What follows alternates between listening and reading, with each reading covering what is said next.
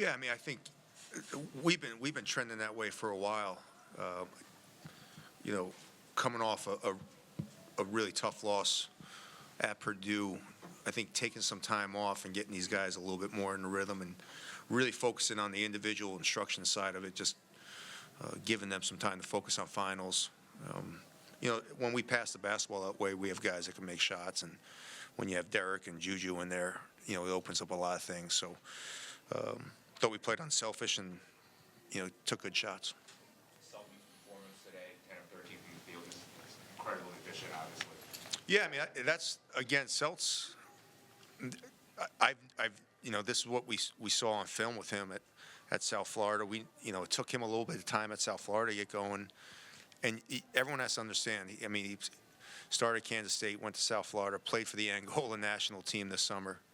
Now he's playing this is his fourth different team. So for it to magically happen right away, it's not going to happen sometime for a fifth-year guy.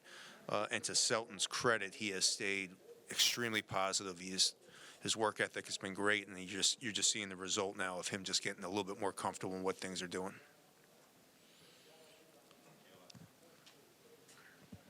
Kevin, you mentioned the passing.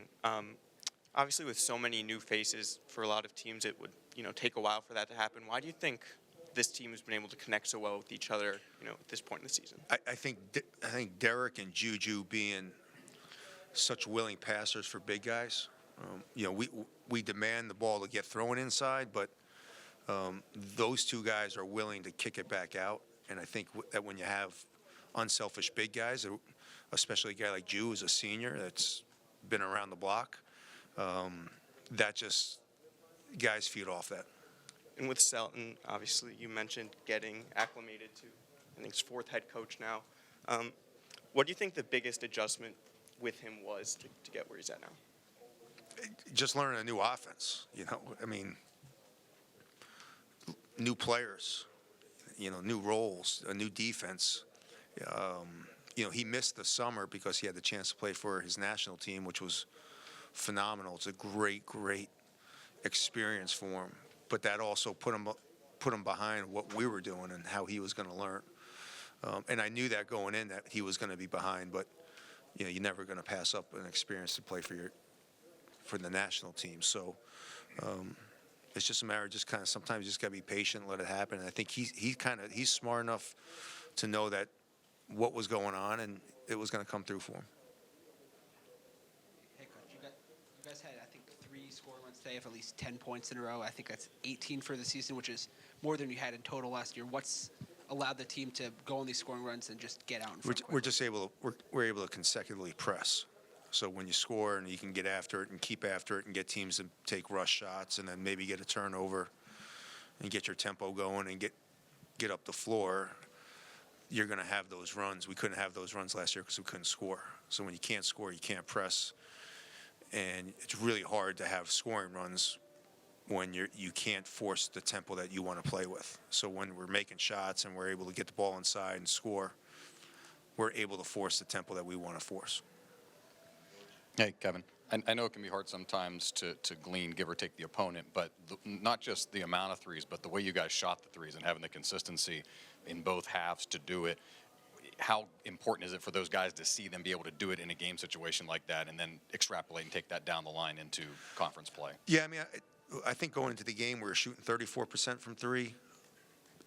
When we go back as a staff, we were almost up at 42% during live ball, technically real game time. We've really hurt ourselves from an analytics standpoint in the last 6 minutes of some of these games. I think these guys have understand how important analytics are now and realize that what every shot means. We took a lot of bad shots in the first half of Purdue, where we only gave up 31, but we only had 36 points. I think we counted 9 possessions on the road where we just wasted. We took bad shots, and you take bad shots against a Purdue on the road,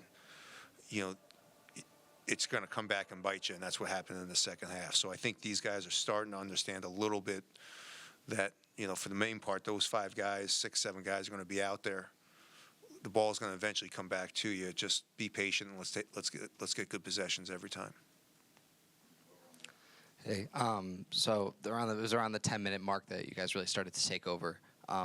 What changed between those first 10 minutes and then for the rest of the game? We were a little gassed, to be honest with you. I mean, we hadn't played a game in 9 days, so that's a long break. So I think it just getting back into game mode. I just think guys just picked it up. They kind of saw what was going on. It was time to pick up our defensive intensity and just kind of get back into the rhythm a little bit. I kind of knew we were going to start off bad just because we hadn't played a game since last Sunday.